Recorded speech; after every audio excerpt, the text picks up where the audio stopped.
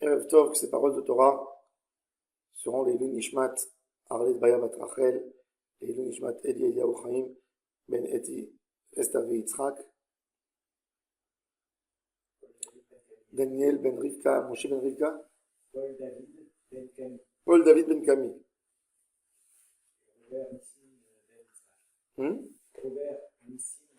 Robert Nissim Ben Yitzhak.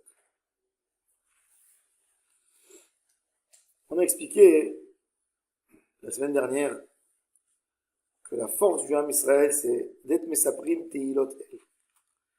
De parler de la grandeur d'Hachem, d'expliquer la force du Ham Israël. Le plus grand des témoignages qu'on peut témoigner sur Hachem, à quel point il est grand, c'est notre histoire. Sa promesse, qu'est-ce qu'elle vaut?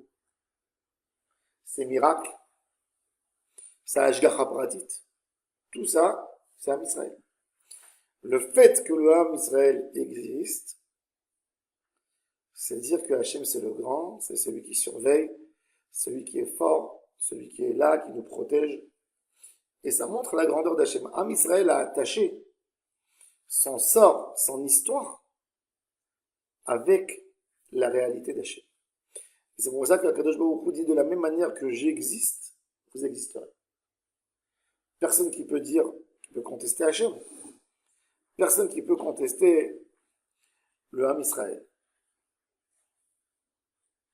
Cette idée, cette force, c'est ce qui nous a aidé des générations sur des générations à tenir. Le moussard du juif, il va avec cette réalité d'Hachem. Le goy, il y a des goy monothéistes qui croient en Dieu, mais pour eux, Dieu a créé le monde. Dieu est fort. Mais vivre une vie par rapport à Dieu, c'est autre chose. C'est pour ça que les goïms, par exemple, ils ne peuvent pas avoir une idée de Shemitah, par exemple. Un an, de ne pas labourer le champ, d'abandonner les fruits. Ils ne peuvent pas, parce que chez eux, même le lien avec Hachem, c'est un lieu de donnement. C'est un lieu de force, mais c'est pas une vie. La moralité juive, elle est basée avec la Emouna. Ce n'est pas une moralité simple. Notre moralité, elle va toujours avec la Emouna ensemble. Ce que je donne aux pauvres, c'est pas rien que parce que j'ai pitié et je ne peux pas voir quelqu'un souffrir. C'est parce que Hachem m'a dit de donner. Et c'est pour ça, même quand je ne peux plus voir cette personne, je lui donne la tzedaka. Même si je suis habitué, j'ai un homme qui me tend la main tous les jours. Et bien, si j'ai de l'argent dans la poche et tous les jours il est nécessité, je dois lui donner la même quantité que je lui donne.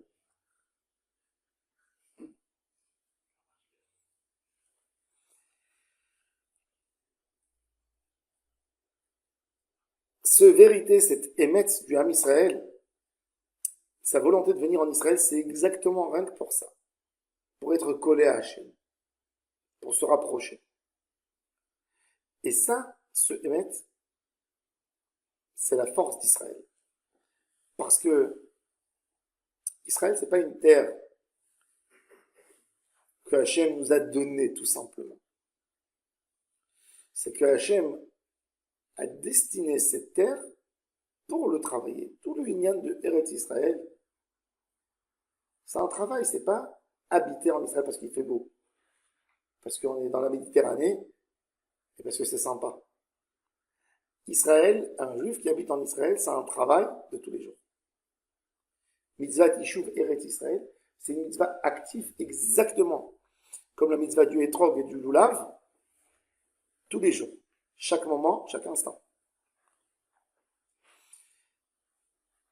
Kol yatzir nivra mimena chai, akol mikocha yishtalem, kol anoflim yakumu al yada, kol ashuke koach, kol retzutze mishpat yashuvu v'yinharu miziva, kol tvue sheol bechela ya'alu v'ya'amdu b'merchav, kol zeume kol tmuna sorera, kol החשוכים על ידי כל שכלות וכל תיעוב, על ידי אור עולמי אין קץ זה יביטו וינהרו.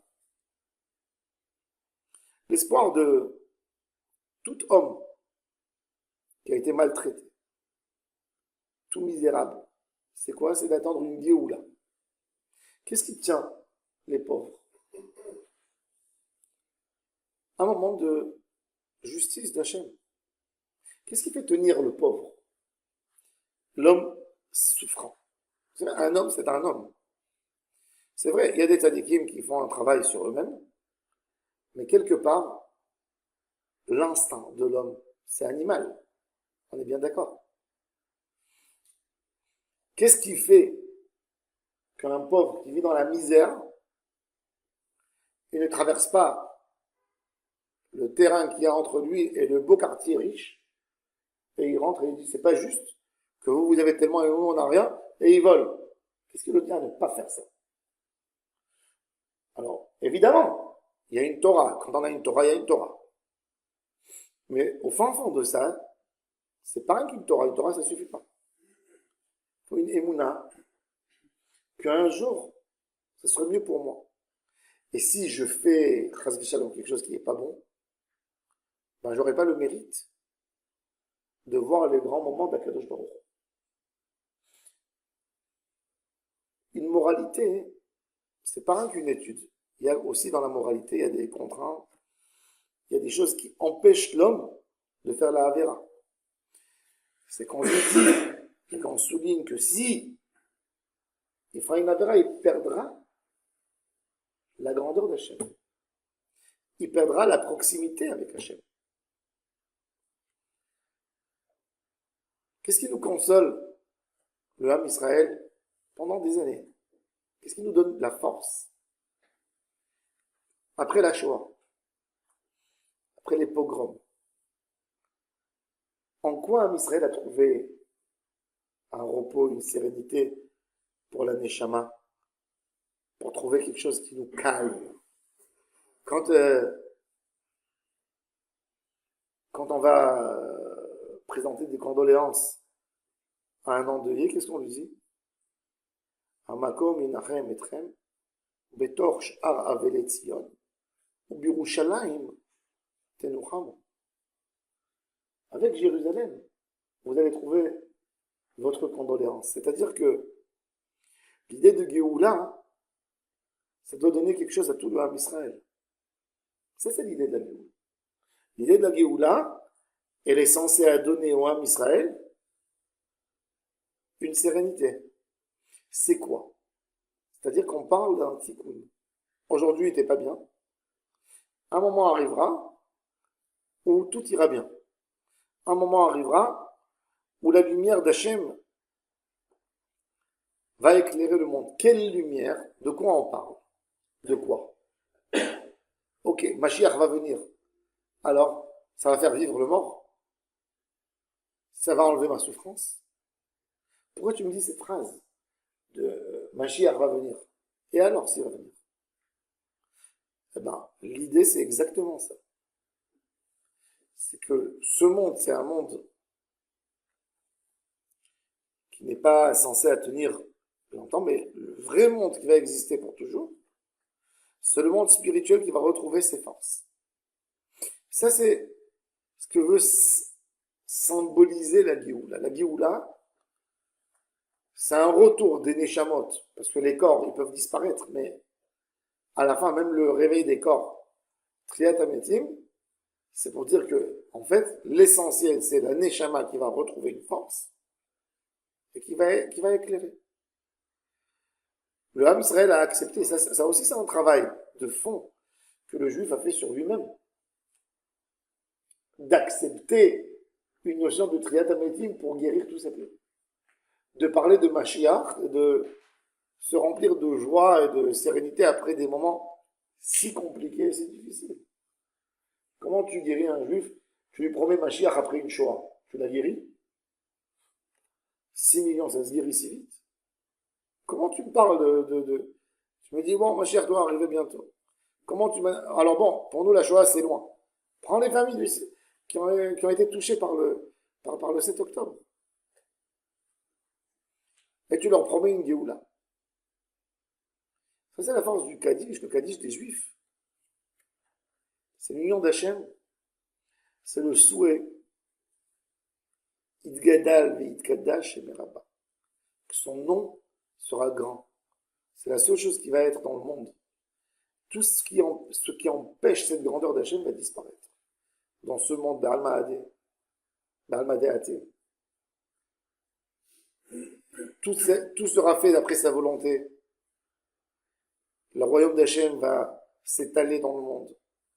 Il va y avoir une délivrance parce que du moment où tu crois vraiment à Hachem, tu ne peux pas faire des horreurs. On nous souhaite Bechayeron, Beyomechon, Bechayedechol Bet Israël. Ba'agala très prochainement. Le Kaddish, c'est le sod de Triat Amitim, c'est le sod de la Géoula. C'est pour ça que le Kaddish, il n'y a pas plus grand que le Kaddish. C'est la Nechama pour le Ham Israël.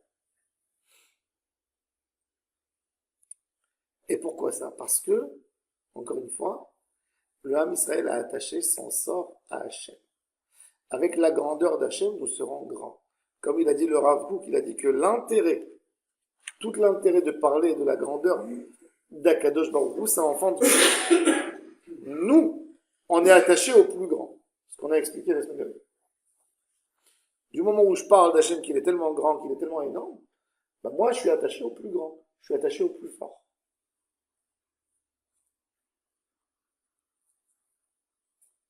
Allez, or, Israël zoreach ve'olech va'or. Mefahem bekerev nishmato et halmut geulato.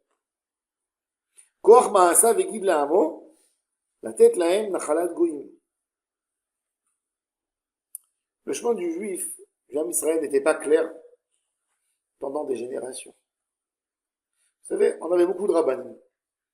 2000 ans, c'est fou quand même, que 2000 ans d'exil, il y a eu presque pas des rabbins, des dirigeants, des leaders du Ham Israël, qui ont dit, comme Ezra, il faut retourner sur cette terre. Ezra, après 70 ans, il organise 43 000 juifs, et il fait sa alliance en Israël. Peu nombreux étaient ces tzadikim qui ont essayé physiquement de monter et de s'installer en Israël. Le Rambam a essayé. Il est parti s'installer à Acre. Et son frère David, qui nourrissait la famille qui était commerçant, s'était noyé avec son bateau dans l'océan Indien. Donc le Rambam s'est retrouvé avec toute la famille de son frère, de ses parents pour les nourrir. Et comme il n'avait pas beaucoup de travail en Israël, par sa sagesse, il est devenu le médecin de Saladin, il est descendu en Égypte. À l'époque, il y avait les Tosfot, Rabbeinu Yechiel de Paris, qui fait une alliance en Israël avec 200 sages de Tosfot et qui s'installe à Acre. Le Ramban vient les rejoindre. Et le Ramban va fonder la première synagogue à Jérusalem. Le Ramban a amené avec lui un peu d'argent, ses économies. Sa femme ne croyait pas dans sa alia.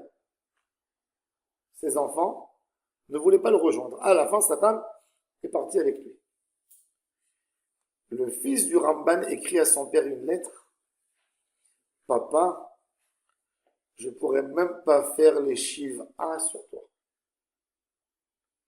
Parce que je ne saurais pas le jour où tu aurais quitté le monde. Et son père lui écrit une lettre. Et bien il dit, tu iras tous les jours sur la tombe de ma mère. Et le jour où tu verras la tombe de ma mère qui s'est cassée, et tu verras dans les fissures de la tombe une menorah en feu, sache-le que ce jour j'ai quitté le monde. Et le fils, tous les jours, il allait.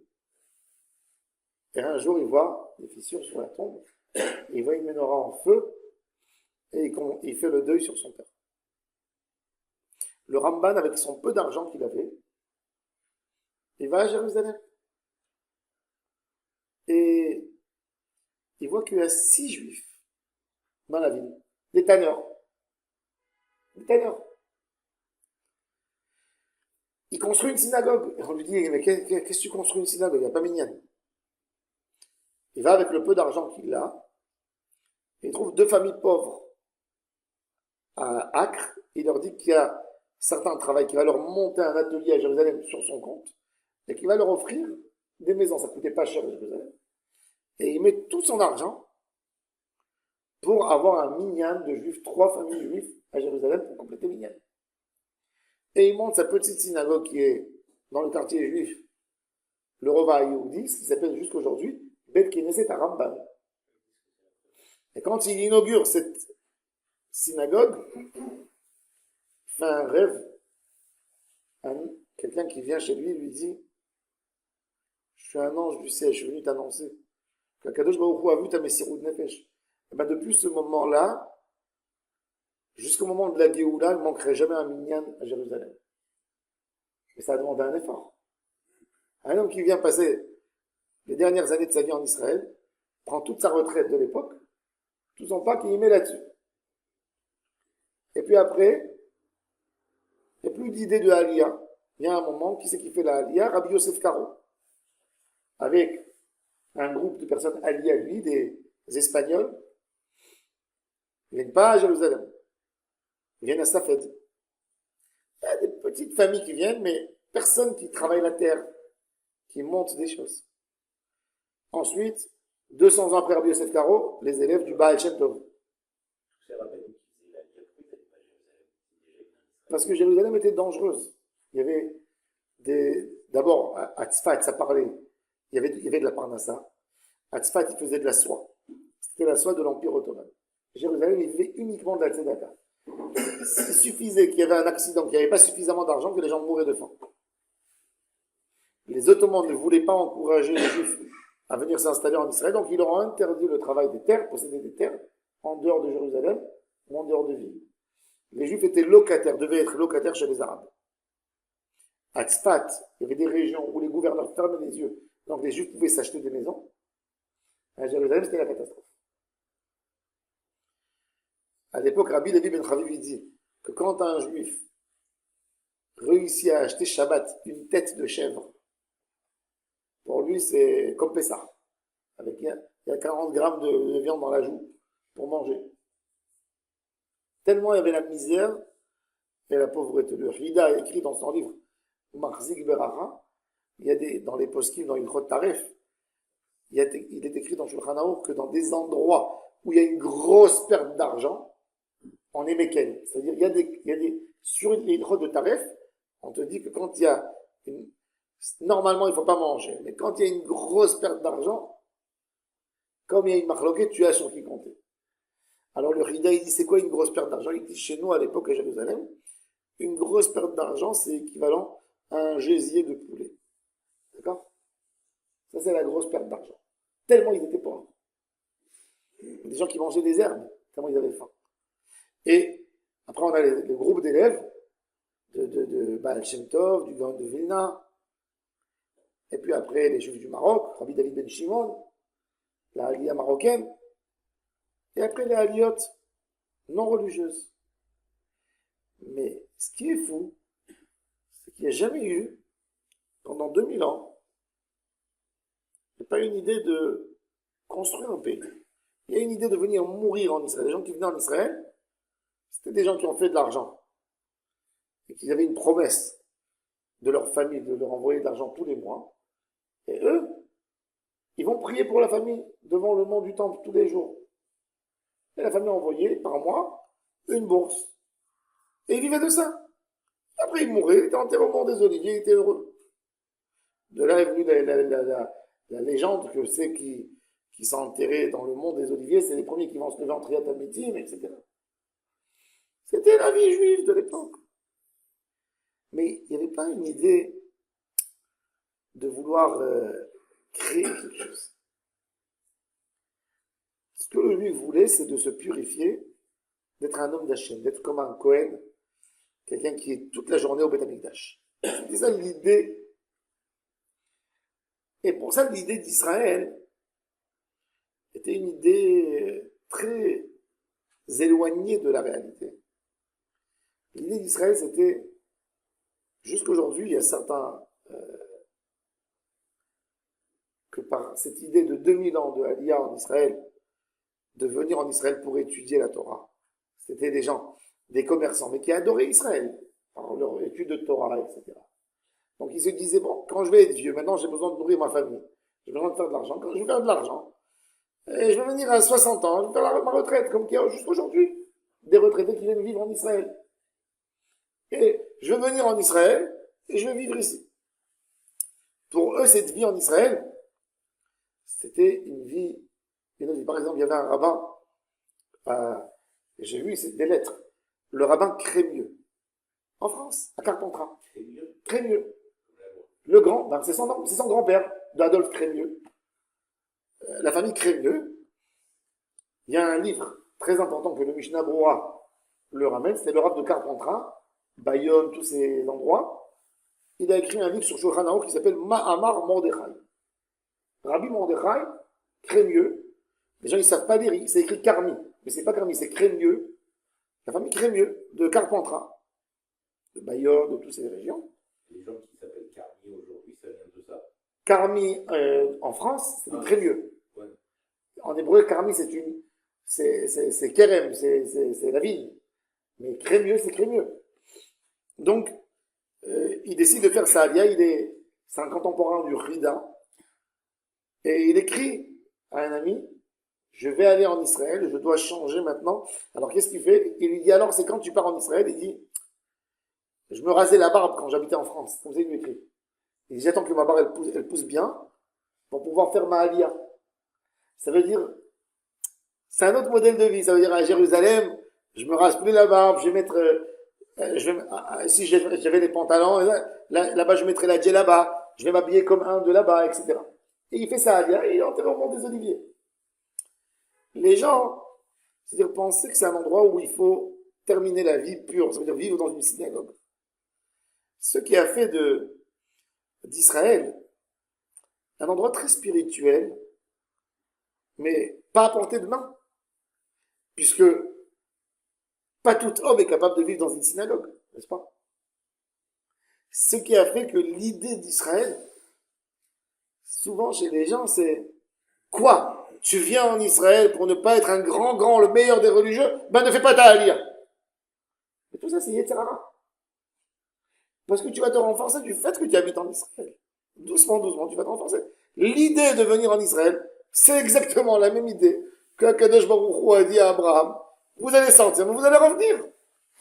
Est-ce que le Ham Israël, quand ils sont venus en Israël, ils étaient censés être Kodesh Kodashim?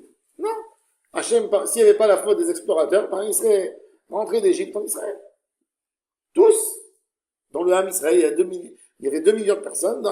Il y a des plus grands, il y a des moins grands, il y a des moyens, il y a des vraiment bas, il y a de tout dans un peuple. Pas tout le monde des anges. La Torah n'a pas été donnée aux anges. Et cette idée, c'est exactement ça. Vous savez, c'est facile pour tous de voir en grand. C'est beaucoup plus compliqué d'adapter les choses aux hommes simples. Quand tu fais une machine, tu as un génie. Qu'est-ce que tu fais? Tu fais des choses de la machine, des fonctions pour des génies. Ta machine, elle va servir 10 personnes. Elle ne sera pas fonctionnelle. Qu'est-ce qu'il y a besoin de faire? La plus grande des sagesses, c'est d'adapter ta machine à l'homme le plus simple, qui puisse appuyer sur un bouton et ça va fonctionner. Mon père, il dit toujours qu'un homme qui fait un discours, il y a 5 personnes dans la salle qui le comprennent, 1000 qui se regardent. Et chacun il fait genre, parce qu'ils sont polis, ils font genre comme s'ils comprennent. Ben ça, ce monsieur, ça vaut rien du tout son savoir, parce qu'il n'est pas capable de s'expliquer. La Gemara dit Rabbi Meir Baal Hades, c'était le plus fort en raisonnement, mais les sages n'arrivaient pas à le comprendre. Alors la halakha n'est jamais comme Rabbi Meir, jamais. Si tu es grand, tu dois être capable d'expliquer ce que tu as expliqué, que même un enfant il comprend. Le rêve d'Israël, la lumière, l'élan d'Israël, c'est de faire un Israël à portée de main pour tout le monde. Quand tu dis c'est tellement kadosh, ça veut dire que tu repousses d'Israël, tu fais sentir, tu exclus d'Israël 80% du peuple. Ce qui est faux, parce qu'une Géoula, mais pour ça il faut avoir un or, un grand or pour comprendre que chacun a sa place en Israël. C'est pas tout le monde, c'est pas donné à tout le monde. Quand tu vois des rabbinim aujourd'hui en France qui disent, qui empêchent les gens de faire la Aliyah, tu vas aller en Israël, tu vas descendre en Torah. Qu'est-ce que ça veut dire descendre en Torah? Pourquoi? Israël, c'est mieux, c'est moins bon qu'une adresse à Paris. Vous vous rendez compte quelle folie, quelle idiotie. Ces gens n'ont jamais compris qu'est-ce qu'Israël symbolise pour le Ham Israël. Ils n'ont pas compris. Ils n'ont jamais eu une idée. C'est quoi Israël pour eux? Ils sont tellement loin de Gdushat Eretz Israël que pour eux, c'est une question. Si tu demandes à ce Rav, où vaut mieux que j'habite? Au 18e à la rue Mira ou au 16e arrondissement à Paris? Ils n'ont jamais compris c'est quoi Israël. Pour eux, c'est deux arrondissements. Il y a un arrondissement avec une belle qualité et l'autre qui n'est pas bon.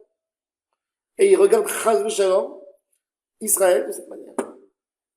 C'est parce qu'ils ne s'en sont jamais penchés sur la question personnelle que chaque juif doit se demander. Qu'est-ce que Israël symbolise pour moi? Qu'est-ce que moi, je dois faire pour Israël, pour mériter Israël?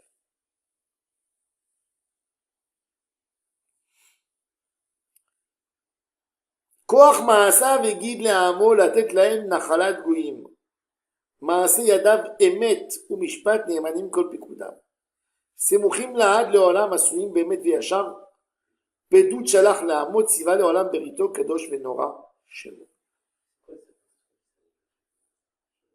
שבת.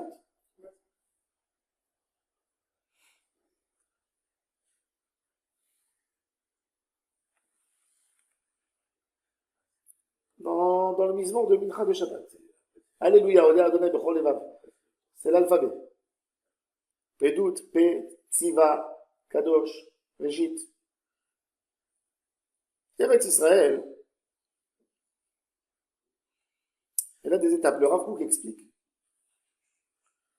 quelque chose d'extraordinaire. Que d'abord, on ramasse tout le monde dans la maison. Après, tu guéris. On essaie de faire sortir les hommes du Hamas, n'est-ce pas? Ils sont capturés. Qu'est-ce qu'on a envie? On a envie de les récupérer. Il y a des gens qui te disent, tu sais, ils sont tellement paumés, ils auront besoin de psychiatres, de psychologues toute leur vie, après ce qu'ils ont passé, après ces tortures. Ils ont raison. Alors quoi, pour ça, je vais les abandonner, je vais les laisser là-bas? Non. Qu'est-ce que je fais? D'abord, je le ramasse, je l'amène. Après, je vais traiter. Dans le Ham Israël, en Eretz Israël, il faut ramener tout le monde d'abord. Il faut ramener tout le monde en Eretz Israël. Après, laisse-nous, on va guérir. Il y a des problèmes en Israël. Il y a quelqu'un qui a dit qu'il n'y a pas de problème? Il y a. On va avoir des débats. Quelle est l'identité d'Eretz Israël? C'est quoi Israël pour nous? Bien sûr qu'on va avoir des débats. C'est normal. Mais d'abord, il faut être là. Pour moi, un juif qui n'est pas là, il n'a aucun droit de se mêler, de parler comment doit avoir l'air Israël. Tu n'es pas là. De quoi tu parles? Qui tu es? Viens. Après, tu as ton mot à dire. Mais il faut être là. Ce sont deux étapes. Il faut avoir des visionnaires en Eretz Israël, des gens qui pensent sur la vie en Eretz Israël, sur une vie normale, de créer la vie que Hachem veut qu'on construise en Eretz Israël. Toute l'image des prophètes, ils essaient de faire une société juste en Israël, de faire quelque chose en Israël. Il faut lui donner une forme. Kadosh Venorah Shemo. C'est pas que Kadosh Venorah Shemo. Il y a des choses bien avant. C'est Pedout, Shalach, Le'amot, Tziva, Le'olam. D'abord, il y a une Pedout. Il y a un Pidyon Nefesh. Il dit, tout d'abord, qu'est-ce qu'on a besoin? Romemut Karnam chez l'Israël. Le Ham Israël a été déprimé pendant 2000 ans. Un juif a vu un chien, il avait peur. Vous savez, les nazis en 45, en 38 à 40, à 45, ils amenaient des chiens. Vous savez, des juifs avaient peur des chiens. Un juif à l'époque, il sortait du ghetto, Il prenait des pierres dans le dos. C'est un juif, rentre chez toi. Le juif a été déprimé, méprisé pendant des siècles. Des siècles. Et il faut que le juif retrouve confiance en soi. C'est pour ça que moi je suis tellement fier quand on nous dit les Israéliens sont culottés. Les Israéliens sont presque agressifs. Mais c'est normal. On est en train de guérir de 2000 ans où on nous a rabaissé, où on est en train de calculer toute la journée de notre voisin Goy. Ou que quand tu construis ta souka, ta femme elle te dit attention pour qu'on ne te voit pas, ne mets pas de lumière. Combien de fois moi à Paris? Quand j'étais à Paris, je marchais dans la rue en chapeau. Il y avait des juifs qui venaient chez moi et me disaient enlevez votre chapeau, pourquoi vous sortez en chapeau pour les provoquer? Mettez une casquette. Comme ça. Il me disait ne faites pas sentir votre titite. C'est dangereux. Mais j'en ai affaire de vous, moi. Je vis ma vie. Et n'arrivait pas à comprendre. Ton ange traîne à Paris. Oh là là.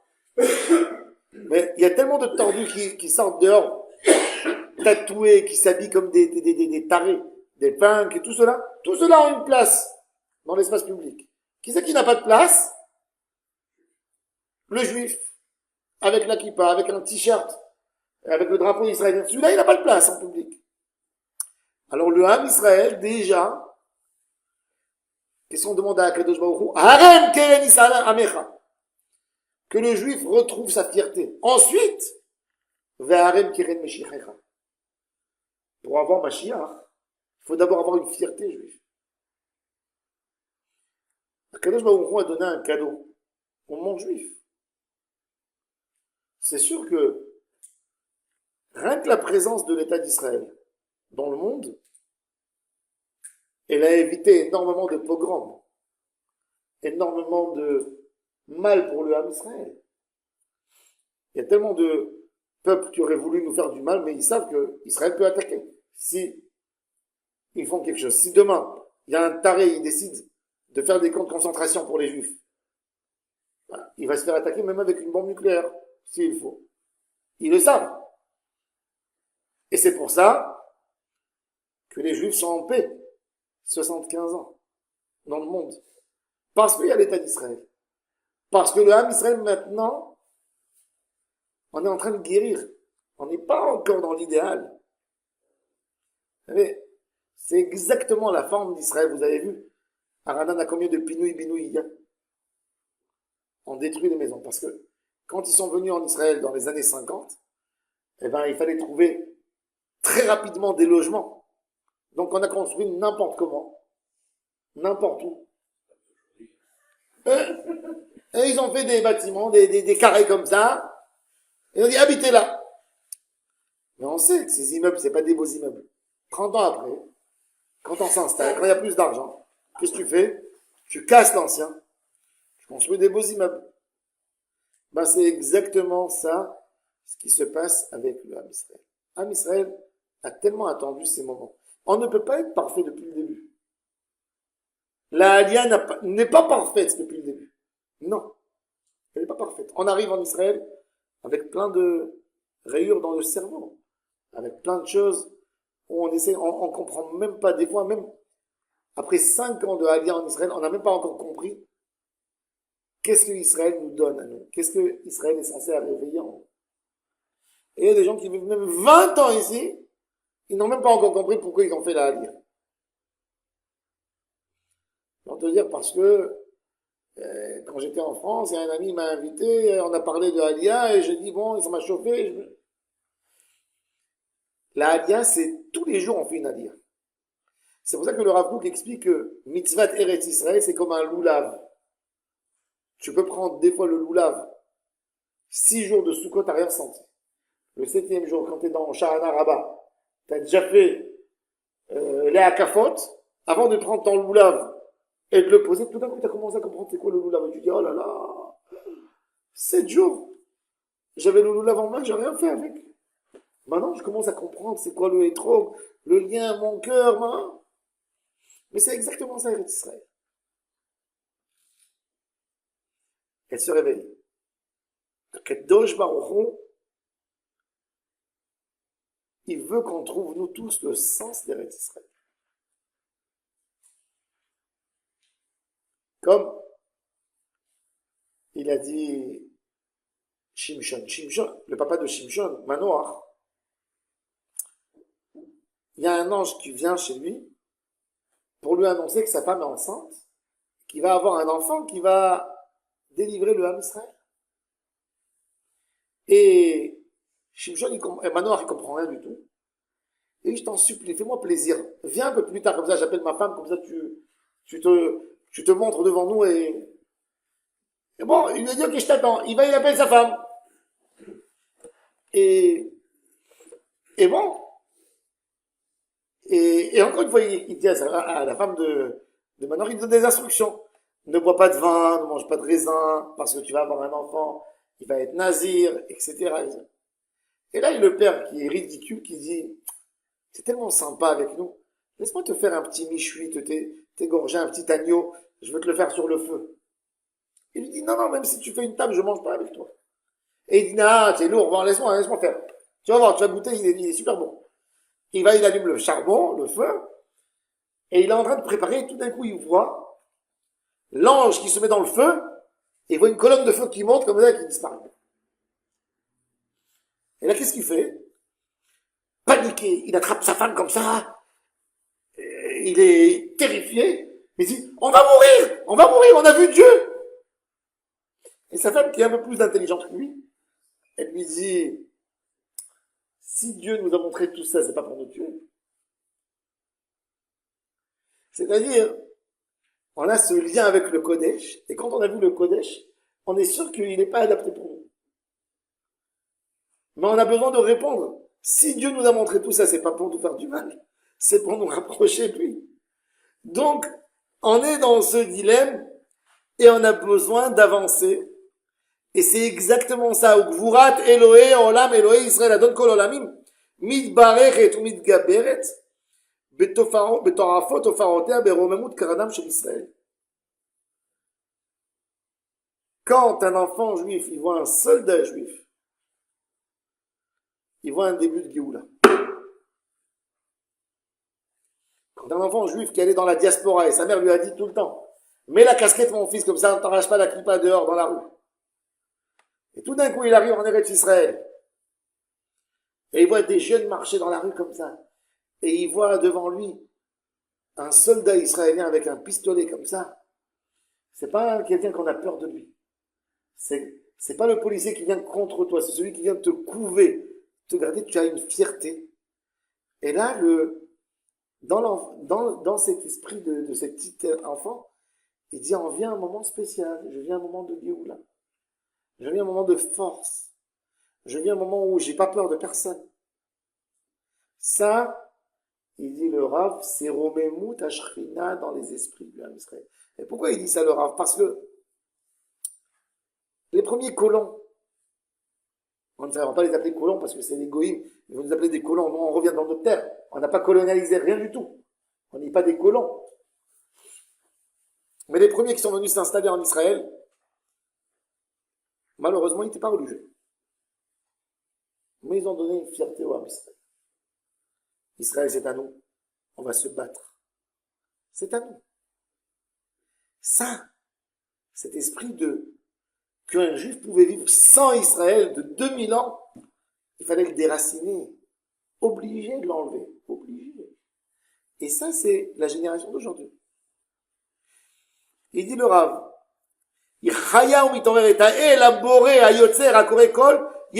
celui-là, il nous appelle. Ce Akadosh Baruch Hu, il nous dit,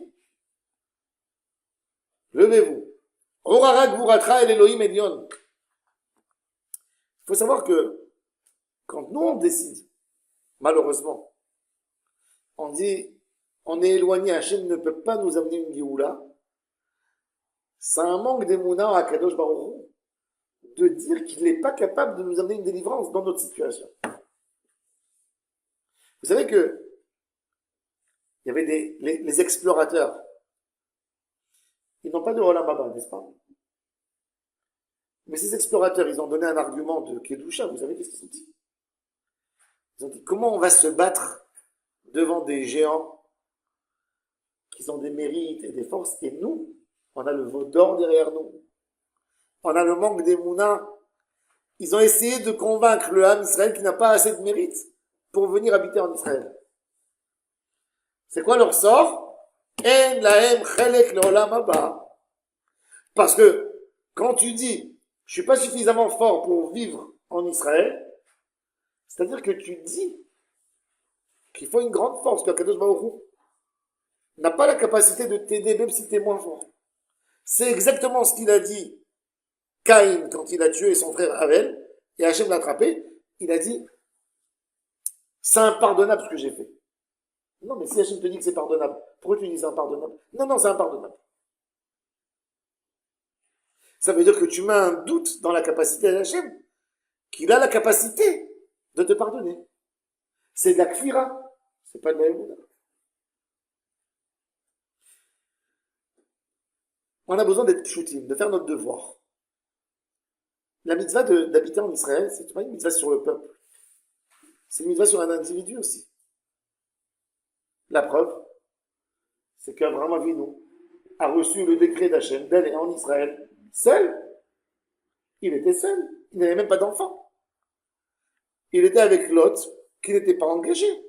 Lui et Sarah, quand Kadosh Baruch Hu lui dit Koum veitaler barzea, tu comprends que quoi?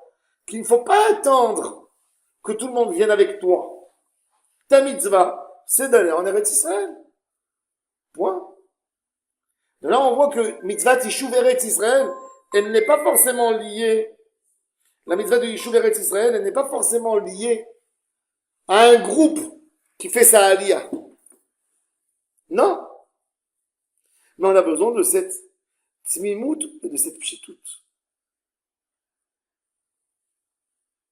On a besoin de dire à Hachem, Padot tivde ki goel chazakata. La bracha de Goel Israël, quand Kadosh Baruch Hu, il fait la Géoula au Ham Israël, elle ne dépend pas de nous. Elle ne dépend pas de nous. C'est vrai que le Tour, il dit que cette bracha de Re'ena be'onin ve'riv arrivenu mer le Geolen Géoula shelema. Baruch ata Hashem Goel. Elle vient quand? Elle vient après Slach lanu et Arotze Bitshuva. Elle vient après une Teshuva. Mais même s'il n'y a pas de Teshuva, il y a une Géoula. La preuve, c'est la Yetziat Mitzrayim. Dans la Yetziat Mitzrayim, on était où? On était dans les 49 portes de la Touma. On est arrivé presque à la 50e porte de la Touma. Et malgré tout, Akadosh Baruch Hu nous a fait sortir d'Égypte. Pourquoi Akadosh Baruch Hu nous a fait sortir d'Égypte? Parce que même que Ham Israël était dans la Touma, ils avaient cette simple émouna. Si tu es grand et tu as promis à Abraham d'aller nous faire sortir, eh ben tu réalises ta promesse. C'est pas par nos mérites. Quand un homme il pense qu'il faut être à un niveau de Kedusha, c'est-à-dire qu'il dit que Eretz Israël c'est conditionnel. Et c'est faux. Laisse Hachem parler, laisse Hachem agir. Pourquoi tu te mêles? De quoi je me mêle? Pourquoi tu imposes des choses? Tu imposes celui qui ajoute quelque chose. Vous savez, le Rambam il dit, il a une expression dans le Guide des Égarés. Il dit, l'homme qui dit qu'on a le droit de manger le corbeau, c'est un sourd. C'est exactement, il ressemble à l'homme qui dit que c'est interdit de manger la colombe. Les deux, c'est pas la volonté d'Hachem. Quand quelqu'un, il est mahmir, il donne une khumra qui est fausse au nom d'Hachem, il dit sur ce que Hachem a dit que c'est moutard, lui, il dit que c'est un sourd. Il n'est pas moins que l'homme qui a dit sur quelque chose que Hachem a dit à un sourd qui dit que c'est moutard. C'est exactement la même chose.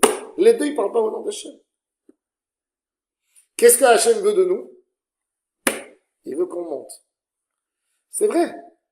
Plus on va avoir de Haliot, mieux on va comprendre le rôle d'Hachem. Après chaque guerre, on essaye de raffiner, de comprendre un peu plus comment elle doit avoir l'air notre Géoula. Moi, personnellement, moi je suis rien du tout, hein, mais le 7 octobre m'a donné un autre sens de Eretz Israël. De me battre autrement pour Israël. De comprendre plus que toujours qu'est-ce que je dois faire en Israël. De comprendre de me poser la question tous les matins, parce que moi je pense qu'une des choses les plus dures qu'on a passé le 7 octobre, c'est qu'on a oublié pourquoi on est là. Et de la même manière que quand le juif il se lève le matin, et quand il fait les Birkot HaShachar, il se dit, aujourd'hui je vais faire une bonne action. Aujourd'hui, Hachem, donne-moi la force. Et il programme dans sa tête, aujourd'hui, je vais faire tant d'études de Torah, je vais faire telle mitzvah, je vais donner de la tzedaka, je vais faire du bénévolat. Et voilà, je fais ma partie spirituelle. Et ben, de la même manière, il doit se poser la question, qu'est-ce que j'ai fait pour Israël aujourd'hui? Qu'est-ce que je vais faire pour rapprocher le destin de la Géoula qu'on attend tellement? Ça, c'est une obligation que tu dois au Ham Israël du fait que tu es juif. On est obligé de faire ça tous les jours. Même si tu n'as pas de réponse, c'est pas une occasion pour toi de ne pas te poser la même question. Même si tu n'as pas de réponse, quand tu te poses la question, tu dis qu'est-ce que j'ai fait pour Israël? Et tu n'as pas de réponse, et tu es écœuré de toi-même que tu n'as pas de réponse, et ben c'est pas pour ça que demain tu vas pas reposer cette question. Parce que si tu te poses cette question tous les jours, à un moment tu trouveras la réponse. À un moment, il va venir chez toi une idée pour faire quelque chose pour le Ham Israël. Mais si tu arrêtes de te poser cette question, ben jamais tu trouveras la réponse. Moshe Rabbeinu, toute la Géoula, elle est venue parce qu'il est resté avec la question et il est parti voir le buisson qui ne brûlait pas dans le feu. S'il aurait dit c'est intéressant, mais il aurait continué vers son troupeau, on n'aurait jamais eu de Géoula. Faut pas avoir peur d'affronter une question, de vivre une question. On n'a pas de quoi avoir peur de ça. Même des questions contre Hachem. On peut vivre avec une question. Et alors, si j'ai pas trouvé de réponse, je dois agir tout de suite parce que j'ai pas trouvé de réponse. J'ai pas trouvé de réponse, ça veut dire que je ne suis pas suffisamment intelligent. Ça ne veut pas dire que je mets en doute Hachem. Un jour, il y a un gars, je prenais l'avion, et je m'étais assis à côté de quelqu'un, il a décidé de m'agresser comme ça, il m'a dit, on a 4 heures pour arriver à Paris. Il m'a dit, regarde, pendant ces 4 heures, on va faire un débat. Moi, je vais te prouver qu'il n'y a pas de Dieu. Toi, tu vas essayer de me prouver qu'il y a Dieu. Si on arrive à Paris, et tu as réussi à me prouver qu'il y a Dieu, moi, je deviens religieux. Mais si moi, je t'ai prouvé qu'il n'y a pas de Dieu, toi, tu enlèves ta kippa en arrivant à Paris. J'ai regardé, je lui ai dit, on voit que tu es un grand abruti. Il m'a dit, quoi? Je lui ai dit, quel âge as-tu? 50 ans. C'est quoi ton poste à l'université? Je lui ai dit, toi, tu essaies de convaincre un jeune de 23 ans, j'avais 23 ans. Je lui ai dit, moi, j'ai pas étudié comme toi. Je lui ai dit, c'est-à-dire que quoi? Que tu sous-estimes ta sagesse. Puisque toi, tu penses que moi, un homme de 23 ans d'abord, je suis capable de t'enlever tout ton savoir. C'est la première chose. Deuxième chose, c'est quoi ta fierté, ta grande fierté? Et si moi, j'ai pas de quoi te répondre, est-ce que ça veut dire que tu as raison ou ça veut dire que moi, je ne suis pas suffisamment intelligent? Ça veut dire que moi, je suis pas à ton niveau intellectuel pour pouvoir te répondre. Si maintenant moi je te dis qu'il n'y a pas de soleil, prouve-le-moi scientifique qu'il y a un soleil, que c'est pas un LED, mais tu n'arrives pas à me le prouver, ça veut dire que c'est un LED ou ça veut dire que c'est un soleil? Ça veut dire que tu n'as pas la formule. Ça veut dire que tu n'as pas étudié la physique, tu n'es pas capable de me prouver. Mais ça veut dire quoi? Ça veut dire que tu es un petit idiot. C'est ça que ça veut dire. Alors tu seras content. Je me suis battu avec un garçon de 23 ans qui a fait la yeshiva et il n'a pas su me répondre. Et alors, si j'ai pas su te répondre, ça veut dire que je suis pas suffisamment intelligent. Je peux vous dire qu'il a fermé sa bouche jusqu'à la fin du voyage. Quand on est arrivé à Paris, je lui ai dit, je pense que j'ai gagné, mais bon, c'est toi de décider maintenant. Mais c'est ça la vérité. C'est ça la vérité. Le fait que tu n'as pas compris ce que Hachem veut de toi, Ça ne veut pas dire que Hachem ne veut pas toi quelque chose. Ça veut dire que tu n'as pas encore compris. Abraham Avinu, il a marché quand il est sorti de Haran. Quand Abraham Avinu est sorti de Haran, il a marché pendant 2 ans pour trouver Israël. Mais Hachem ne lui a pas donné la décision qu'il lui a dit, la terre que je veux te montrer. Abraham Avinu est arrivé, rien que quand il est arrivé à Elon Moré, Hachem lui a dit, voilà la terre. Mais pendant 2 ans, il marchait, il savait pas. Ça veut dire qu'on marche dans la vie. On cherche. Et c'est ça notre grandeur, qu'on cherche. Abraham Avinu, sa grandeur, c'est que il est parti 1 semaine, 2 semaines, 3 semaines, il n'a pas dit. Je suis incapable de se comprendre ce que Hachem veut, alors je rentre chez moi. Il a continué, il s'est battu toute sa vie. Il faut savoir que Eretz Israël, c'est comme une femme. Un homme, il sort avec une fille. Et vient, il te pose la question, dis-moi, est-ce que tu crois que cette fille, elle me convient? Est-ce que cette question, elle est juste ou elle est bête, la question? Elle est juste ou elle est fausse, la question? La question à la base, il faut savoir qu'elle est bête. Pour te répondre, il faut que je sente tes sentiments. Il faut que j'écoute tout ce que tu as écouté. Il faut que je sache tout ce que tu as dit. Quelque part, c'est une confirmation de ce qu'on m'a dit. Ce ne sera jamais une réponse claire. Ce ne sera jamais une réponse claire. Alors, qu'est-ce que je dois lui dire? Écoute, tout ce que tu dis, ça ne veut rien dire. Je peux te donner des outils. Pose-toi ces questions. Peut-être tu trouveras ton émet. Mais la vraie réponse, c'est qu'il faut que je le trouve en moi-même. Est-ce que c'est bon pour moi? C'est-à-dire que je ne me suis pas mis sur les vraies questions qu'il fallait me poser. D'essayer de comprendre c'est quoi Israël, ça demande un travail. Ça demande observer Israël.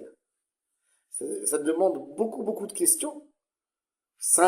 Eretz Israël, c'est un métier dans la Torah, de la même manière qu'on étudie la Gemara, de la même manière que tu étudies Shulchan Aruch, tu dois étudier Israël. Pas rien que faire des excursions et des promenades, c'est aussi, oui, aussi. Comprendre c'est quoi cette terre? C'est quoi le sod? Pourquoi Hachem, il a voulu qu'on se mette nous tous ici? Pourquoi Hachem ne s'est pas contenté d'une idée comme les musulmans et les chrétiens, soit croyant ou tués? Pourquoi il faut une terre spéciale? C'est quoi l'idée du collectif? C'est quoi l'idée du Ham Israël? C'est pour ça que pour comprendre Eretz Israël, comme il dit le Rav Kook, il y a 3 idées qui ne se séparent pas une de l'autre. Ham Israël, Torah Israël, Eretz Israël. Ces 3, ils vont ensemble. La Torah Eretz Israël, elle ne peut pas se manifester si elle n'est pas en Eretz Israël. Le Ham Israël, il manque de tout s'il n'a pas Torah Israël et s'il n'a pas Eretz Israël. Eretz Israël, s'il n'a pas Torah Israël, elle ne vaut absolument rien. Et ces 3, ils vont ensemble. Plus tu approfondis dans Torah Israël, plus tu approfondis dans la grandeur du Ham Israël, en Chassidut, tu comprendras mieux c'est quoi Eretz Israël. C'est pour ça que le Baal Shem Tov, par son étude de Torah, il a voulu monter en Israël. Le Gaon devient par son étude de Torah. Il avait une Torah brillante, mais elle lui a donné une envie très forte de venir en Israël. Mon cher Rabbeinu qui a compris plus que nous tous, c'est quoi Israël, c'est quoi la Torah d'Israël, mais il a demandé à Hachem de devenir un oiseau pour pouvoir traverser la frontière pour rentrer en Israël. Parce que quand tu comprends les 3, ça se complète. Et c'est un travail. Et c'est pour ça que Eretz Israël d'aujourd'hui sera pas la même Eretz Israël qu'après avoir étudié quelques livres de Torah. Quand on finira au Roth, j'espère, on va savoir un peu mieux c'est quoi Israël. On va comprendre un peu mieux c'est quoi Yishuv Eretz Israël. C'est quoi, qu'est-ce qu'elle nous donne la terre d'Israël. Et on est obligé, comme la Mishnah nous dit dans Pirkei Avot, Lo alecha amlacha ligmor. C'est pas à toi de finir tout, mais c'est pas parce que tu sais que tu n'arriveras jamais à comprendre toute l'idée que tu t'en débarrasses. Ve'enata ben chorin, il pas terminé maintenant. C'est pas parce que tu dis c'est trop grand cette idée que je peux m'en débarrasser. Non, tu dois faire comprendre à ton niveau. Comprendre c'est quoi Israël à 60%. C'est pas parce que tu n'obtiens pas les 100% que tu lâches. Non. Ben, tu seras intelligent à 60%. Tu auras la force d'Eretz Israël. Et ça, c'est notre travail. Parce qu'on doit comprendre une chose. Quand on comprend c'est quoi Israël, on donne de la grandeur à Hachem. Quand tu comprends c'est quoi Israël, tu comprends ce que Hachem veut de toi. Hachem dit que la Sig Eretz Israël, tous les jours, faire un travail sur Israël.